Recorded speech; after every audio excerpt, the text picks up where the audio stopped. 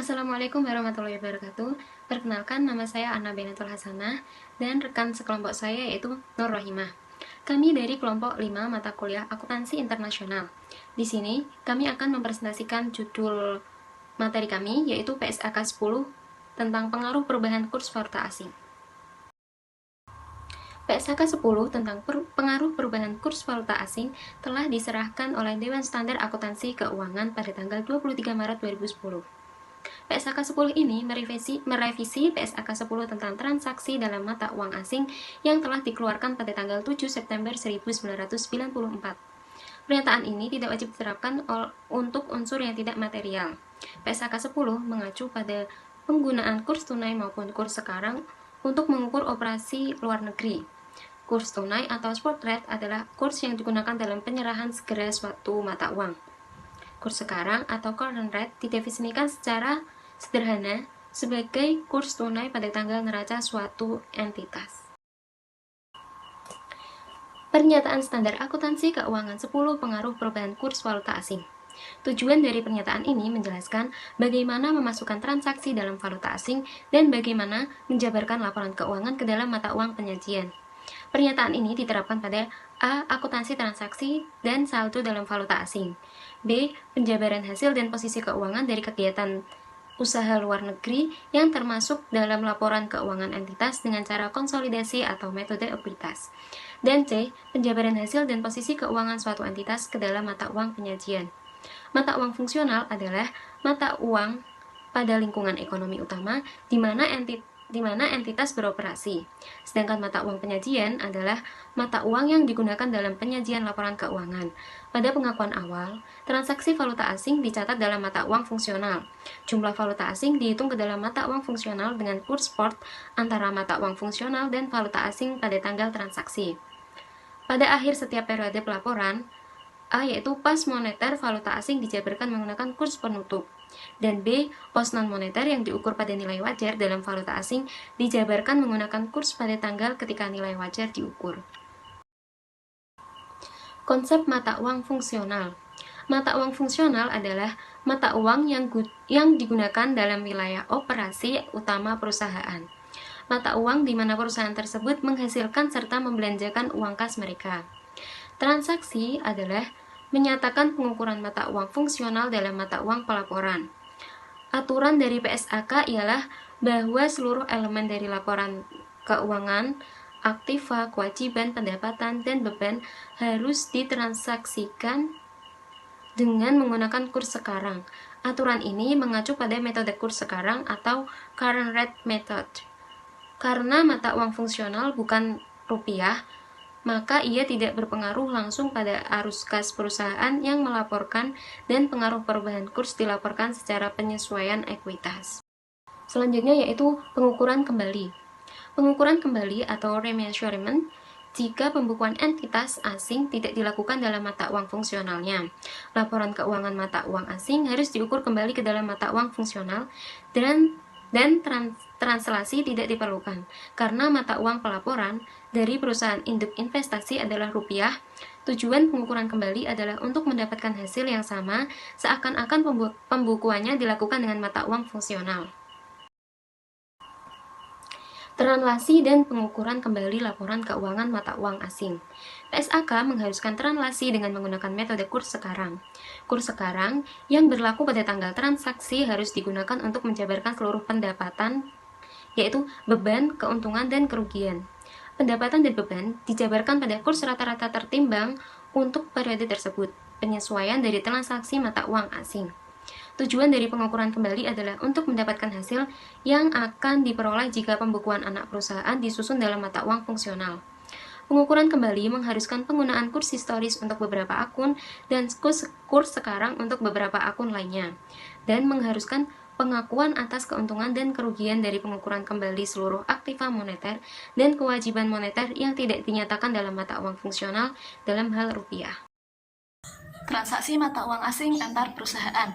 Transaksi suatu perusahaan afiliasi merupakan mata uang asing jika transaksi tersebut menimbulkan saldo piutang atau utang dalam denominasi mata uang selain mata uang fungsional entitas. Transaksi mata uang asing antar perusahaan ini menghasilkan keuntungan dan kerugian pertukaran yang dimasukkan dalam pendapatan kecuali jika transaksi tersebut menimbulkan saldo investasi jangka panjang antar perusahaan di mana penyesuaian translasi dilaporkan sebagai komponen terpisah ekuitas.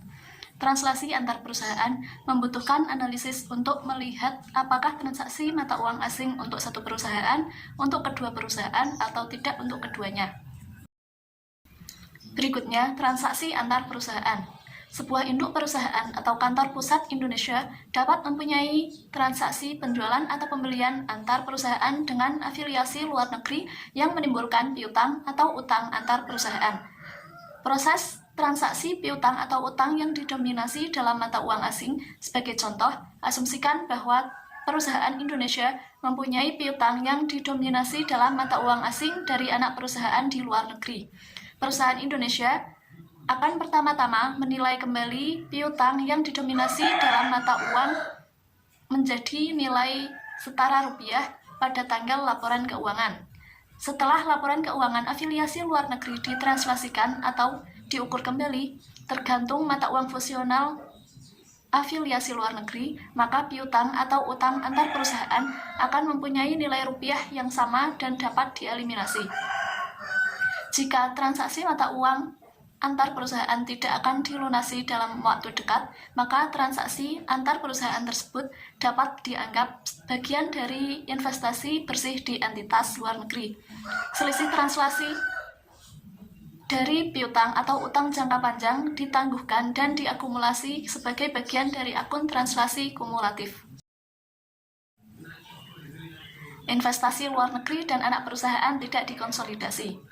Sebagian besar perusahaan mengonsolidasi anak perusahaan luar negeri sesuai dengan PSAK nomor 4, yaitu Laporan Keuangan Konsolidasi atau PSAK 4. Dalam beberapa kasus anak perusahaan tersebut tidak konsolidasi karena kriteria yang diterapkan untuk anak perusahaan luar negeri, kecuali jika salah satu kondisi berikut sangat ketat, sehingga perusahaan Indonesia yang memiliki perusahaan luar negeri tidak dapat melaksanakan tingkat pengendalian ekonomi atas sumber daya dan operasi keuangan anak perusahaan luar negeri yang merupakan syarat konsolidasi, seperti berikut ini. Yang pertama, pembatasan pertukaran mata uang asing di negara asing. Yang kedua, pembatasan transfer properti di negara asing. Dan yang ketiga, ketidakpastian lain yang diterapkan oleh pemerintah neraca perusahaan Indonesia. Berikutnya, laporan arus kas. Laporan arus kas adalah penghubung antara dua neraca. Perusahaan mempunyai kebebasan dan fleksibilitas dalam penyusunan laporan arus kas. Aturan umum adalah bahwa akun-akun yang dilaporkan dalam laporan arus kas harus disajikan kembali dalam rupiah menggunakan kurs yang sama dengan yang digunakan untuk tujuan neraca dan laporan laba rugi. Oleh karena itu, kurs rata-rata digunakan dalam laporan laba rugi dan kurs tunai akhir atau kurs sekarang digunakan dalam neraca, maka muncul pos penyeimbang untuk selisih kurs dalam laporan arus kas. Pos penyeimbang ini dapat dianalisis ke akun spesifik yang menghasilkan perbedaan tersebut, tetapi tidak mempengaruhi perubahan dalam arus kas periode tersebut.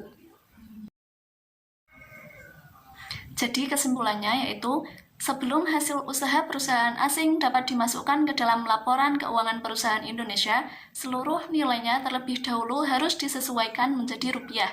Jika rupiah ditetapkan sebagai mata uang fungsional, laporan entitas asing diukur kembali dalam mata uang rupiah dengan menggunakan metode temporal dan menghasilkan keuntungan atau kerugian yang dimasukkan ke dalam laba rugi konsolidasi untuk periode tersebut. Laporan keuangan mata uang asing dari perusahaan anak yang beroperasi pada perekonomian yang berinflasi tinggi diukur kembali seakan-akan mata uang fungsionalnya adalah rupiah. Transaksi antar perusahaan afiliasi akan menghasilkan transaksi mata uang asing baik untuk perusahaan induk maupun perusahaan anak. Mata uang lokal adalah mata uang fungsionalnya. Apabila mata uang fungsional perusahaan adalah anak rupiah, transaksi antar perusahaan akan menjadi transaksi mata uang asing baik untuk kedua afiliasi atau tidak untuk keduanya. Sekian presentasi dari kami, kurang lebihnya kami mohon maaf. Wassalamualaikum warahmatullahi wabarakatuh.